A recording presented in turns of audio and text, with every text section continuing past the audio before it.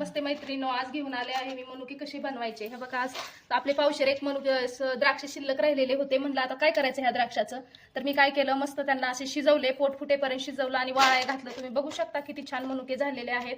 आणि इथून मागं पण आम्ही कोरोनाच्या वगैरे काळामध्ये द्राक्षे फळं वगैरे विक्री करायचो, तेव्हा एवढा माल मनुक्याचा वगैरे मणी वगैरे राहायचे. त्याच्यामुळं मग मी बरोबर जवळजवळ 4-4, 5-5 किलो मणी मोठ्या पातेल्यामध्ये शिजवून पोट फुटेपर्यंत शिजवायची, वाळाय घालायची.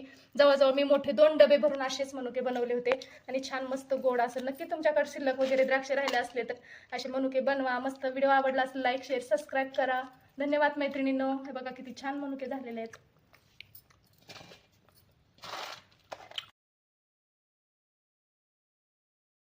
नमस्ते मैत्रिणींनो, आज घेऊन आले आहे मी मनुके कशी बनवायचे. हे बघा, आज आपले पावशेर एक मनुके द्राक्ष शिल्लक राहिलेले होते. म्हणलं आता काय करायचं ह्या द्राक्षाचं.